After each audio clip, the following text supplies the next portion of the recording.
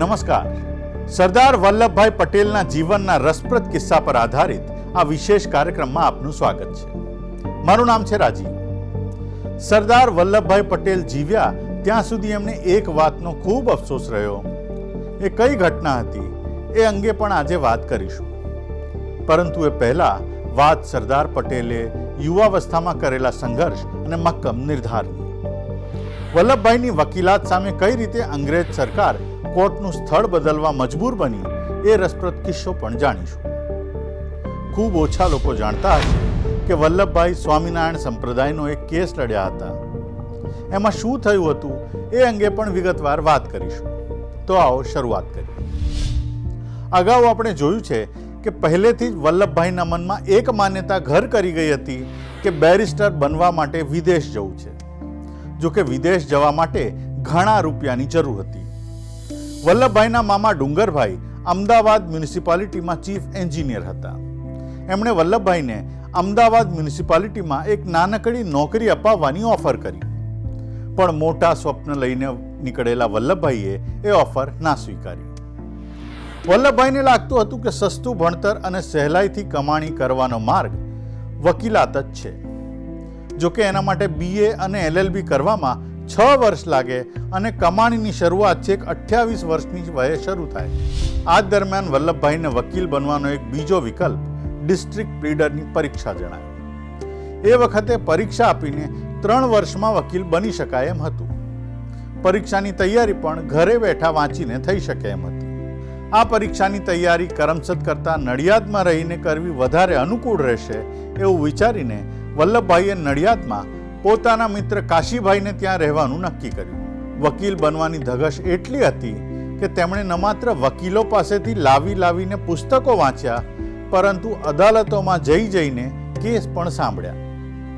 વકીલોની દલીલો, ઉલટ તપાસ બધું જોઈને વલ્લભભાઈને ઘણું શીખવા મળ્યું. કાશીભાઈના ઘરે રહેતા હતા એ દરમિયાન એમના પિતાના એક મિત્રના પત્ની ગુજરી ગયા. એમનો 6 મહિનાનો નાનકડો દીકરો મા વિનાનો થઈ ગયો.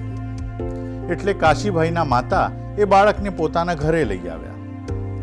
કાશીભાઈ અને વલ્લભભાઈ બંને એ નાનકડા છોકરાને સગી જનેતાની જેમ વાત્સલ્યથી ઉછેરવા લાગ્યા. વલ્લભભાઈ રોજ એને પોતાની પાસે જ ઊંઘાડે. ક્યારે એને મેલો ઘેલો ન રહેવા દે, રોજ જાતે જ નવડાવે. વલ્લભભાઈના હાથે જ ઉછરીને એ છોકરો 3 વર્ષનો થયો. લોખંડી પુરુષના હૃદયમાં માતૃત્વ ભાવની આવી ઝલક તેમના જીવનમાં અનેક વખત જોવા મળી છે. વલ્લભભાઈના લોખંડી અને સાહસિક સ્વભાવના દર્શન પણ આ જ સમયગાળામાં થયા. વકીલાતની પરીક્ષાની તૈયારી દરમિયાન વલ્લભભાઈને થોડો સમય બાકરોલમાં રહ્યા હતા. આ દરમિયાન એક વખત એમણે કાખ બિલાડી એટલે કે બગલમાં ગુમડું થયું. કોઈએ કહ્યું કે વાણન ડામ દે એટલે ગુમડું મટી જશે. જ્યારે વલ્લભભાઈ ગયા ત્યારે વાળન ધગધગતા ગરમ સળિયાથી ડામ દેતા અચકાયો. એટલે વલ્લભભાઈએ જાતે જ સળિયો પકડ્યો અને 2-3 વખત ગુમડામાં અડાવી દીધો. આ એમની નિડરતા અને લોખંડી ઈચ્છા શક્તિનો જ પરચો હતો. વકીલ બન્યા પછી શરૂઆતના દિવસોમાં એક સામાન્ય મધ્યમ વર્ગનો વ્યક્તિ સંઘર્ષ કરે એવો જ સંઘર્ષ વલ્લભભાઈને પણ કરવો પડ્યો હતો. કરમસદથી દૂર ગોધરામાં સ્વતંત્ર ઘર અને સંસાર માંડ્યો. ઘર અને ઓફિસ શરૂ કરવા માટે પોતાની પાસે પૂરતા રૂપિયા નહોતા, એટલે દેવું કર્યું. નડિયાદની ગુજરીમાંથી વાસણો, ફર્નિચર એ સહિતની તમામ ઘર વખરી વસાવી. પણ ખાટલે મોટી ખોટે રહી કે માંડ વકીલાત શરૂ કરી ત્યાં જ ગોધરામાં પ્લેગ ફાટી નીકળ્યો. કોર્ટના નાઝીર અને વલ્લભભાઈના મિત્રના દીકરાને પણ પ્લેગ થયો. વલ્લભભાઈએ પોતે એની ખૂબ સારવાર કરી, પણ એ સાજો ન થયો. હજુ તો એની અંતિમ વિધિ પતાવીને ઘરે પરત આવ્યા ત્યાં જ વલ્લભભાઈને ખુદને પણ પ્લેગની ગાંઠ નીકળી. આ સ્થિતિમાં વલ્લભભાઈથી દૂર જવાની બિલકુલ ઈચ્છા નહોતી અને એમની સેવા કરવાની જ ઈચ્છા હોવા છતાં ઝવેરબાને પરાણે કરમસદ મોકલ્યા. પોતે નડિયાદમાં સારવાર લીધી અને સાજા થઈ ઝવેરબાને લઈ ગોધરા પરત ફર્યા. વલ્લભભાઈને જમીન અને રૂપિયાની માથાકૂટવાળા કેસ કરતા ફોજદારી એટલે કે ક્રિમિનલ કેસ કરવામાં ફાવટ હતી. ગોધરામાં થોડો સમય કામ કર્યા બાદ વલ્લભભાઈ બોરસદ ગયા. કેમ કે એ સમયે આખા મુંબઈ રાજ્યમાં ફોજદારી ગુના માટે બોરસદ પંકાયેલો તાલુકો હતો. એટલે જ તો સરકારે બોરસદમાં ખાસ રેસિડેન્ટ ફર્સ્ટ ક્લાસ મેજિસ્ટ્રેટ નિમેલા. મેજિસ્ટ્રેટની કોર્ટમાં મોટે ભાગે એવું બને કે મોટા દરેક કેસમાં સરકારી વકીલ અમદાવાદથી આવે અને એની સામે બચાવ પક્ષના વકીલ તરીકે વલ્લભભાઈ જ ઊભા હોય. લગભગ બધા જ કેસમાં વલ્લભભાઈ ધારદાર અને અસરકારક દલીલો પુરાવા મૂકીને આરોપીને છોડાવવામાં સફળ રહેતા. દર વખતે આરોપી છૂટી જતો હોવાથી સરકારે અધિકારી અને સરકારી વકીલો પાસે ખુલાસો માંગવો પડ્યો. વલ્લભભાઈ બોરસદમાં છે ત્યાં સુધી આરોપીઓ છૂટી જ જશે એવું સરકારે જાણે કે સ્વીકારી લીધું હતું.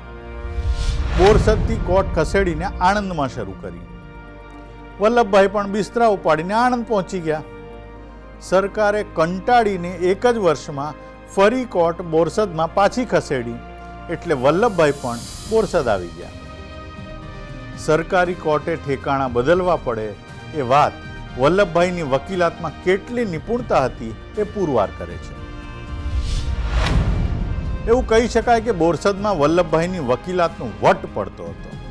પ્રતિષ્ઠા અને પૈસા બંને કમાયા. ગોધરાની કોર્ટમાં વલ્લભભાઈ પાટીદારશાહી પાઘડી પહેરતા, બોરસદમાં કસબી કિનારનો સફેદ ફેંટો પહેરતા. સરદાર સ્વચ્છતાના આગ્રહી હતા એટલે જ એમની ઓફિસ એકદમ સ્વચ્છ અને સુઘડ રહેતી. ટેબલ ખુરશી પોલિશ કરેલા ચકચકિત હોય. ગાદીની ચાદર, તકિયાના ગલેફ બગલાની પાંખ જેવા સફેદ રહેતા. ધૂળ કે કચરાનું ક્યાંય નામો નિશાન જોવા ના મળે. ઓફિસમાં લાંબી નેળવાળો હુક્કો ગગડાવતા આરામ ખુરશીમાં બેસવું એ વલ્લભભાઈનો નિત્યકર્મ હતો. યશવંત દોશી પોતાના પુસ્તકમાં જણાવે છે કે પિતા ઝવેરભાઈ સ્વામિનારાયણના ભક્ત હતા.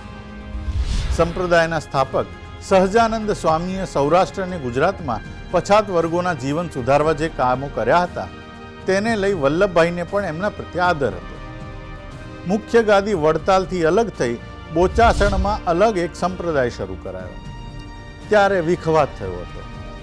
પિતાના આગ્રહ બાદ વલ્લભભાઈએ બોરસદની વકીલાતના દિવસોમાં સ્વામિનારાયણ સંપ્રદાયના સાધુઓના આ વિખવાદમાં વચ્ચે પડીને માંડવાળ કરાવી હતી. વલ્લભભાઈને ઈશ્વર પ્રત્યે પૂર્ણ શ્રદ્ધા હતી, પરંતુ ટીલા ટપકા, પૂજા અર્ચના કે અન્ય ક્રિયાકાંડમાં તેમને બિલકુલ રસ નહોતો. ઈશ્વરની ઈચ્છા પ્રમાણે જ બધું થાય છે અને એની ઈચ્છા વિના કોઈ આપણો વાળ પણ વાંકો ન કરી શકે એવી હિન્દુ ધર્મની પરંપરાગત શ્રદ્ધા એમના સ્વભાવમાં સ્પષ્ટ દેખાતી હતી. એટલે જ તેમનામાં ભય કે ડરનું નામો નિશાન નહોતું. ગીતાની વાત કે કર્મણ્યવાધિકારસ્તે મા ફલેષુ કદાચન તેમણે આત્મસાત કરેલું હતું. એટલે જ પોતાના ભાગે આવેલું કામ પૂરી નિષ્ઠા અને મહેનતથી કરવાનું અને પરિણામ ઈશ્વર પર છોડવાનું એ સિદ્ધાંત એમના કાર્ય અને વ્યવહારમાં સ્પષ્ટ થતો હતો. ધાર્મિક અને ઉપદેશોની વાત નીકળી છે ત્યારે વલ્લભભાઈના જીવન સાથે જોડાયેલો એક કિસ્સો યાદ કરવો જ પડે. વાત કંઈક એમ છે કે 1906માં જાનકીદાસ નામના એક મહારાજ બોરસદ આવ્યા. મહારાજ કથા સારી કરતા, પણ સ્વભાવ પ્રમાણે વલ્લભભાઈને એમાં કોઈ વિશેષ રુચિ નહોતી. પણ મિત્રોના આગ્રહના માન ખાતર વલ્લભભાઈ કથામાં ગયા. મહારાજે બધાને બીડી છોડવા અને ચોટલી રાખવાનો ઉપદેશ આપ્યો. ત્યાં જ કોઈએ ટપકું મૂક્યું કે વલ્લભભાઈ તો બીડી પીવે છે, એમને કહો. મહારાજે કહ્યું કે એમને કહેવું એ પથ્થર પર પાણી બરાબર છે. આ સાંભળીને વલ્લભભાઈથી પણ રહેવાયું નહીં. તરત જ મહારાજને વળતો સંભળાવી દીધું કે તમારા ઘણા સાધુઓ જ ગાંજો તમાકુ વધારે વાપરે છે, પહેલા એમને કહો. હવે વાત વલ્લભભાઈની કર્તવ્ય પરાયણતાની કરવી છે. જ્યારે વલ્લભભાઈ ભરી અદાલતમાં ધર્મ સંકટમાં મુકાઈ ગયા. વાત વર્ષ 1908ની છે, જ્યારે ઝવેરબાને આંતરડામાં રોગ થયો અને એકદમ વધી ગયો. એ જ વર્ષના અંતમાં વલ્લભભાઈના મોટા ભાઈ વિઠ્ઠલભાઈ સારવાર માટે ઝવેરબાને મુંબઈ લઈ ગયા. આંતરડાનું ઓપરેશન કરવું પડે એમ હતું. જ્યારે ઝવેરબાને કામા હોસ્પિટલમાં દાખલ કરાયા ત્યારે વલ્લભભાઈ ત્યાં જ હતા. પણ ડૉક્ટરના મતે ઝવેરબાની તબિયત થોડી સુધરે પછી ઓપરેશન શક્ય હતું. આથી 15 દિવસ બાદ ઓપરેશન કરવું એવું નક્કી થયું. બીજા દિવસે વલ્લભભાઈને આણંદમાં એક મહત્વનો કેસ હતો, એટલે એઓ આણંદ આવી ગયા. આ તરફ મુંબઈમાં ડૉક્ટરને લાગ્યું કે ઝવેરબાનું ઓપરેશન તાત્કાલિક કરવું પડશે. વલ્લભભાઈને ખબર આપવાનો સમય ન રહ્યો. ડૉક્ટરે ઓપરેશન કરી નાખ્યું. ઓપરેશન સફળ થયું છે એવો તાર પણ વલ્લભભાઈને કરાયો.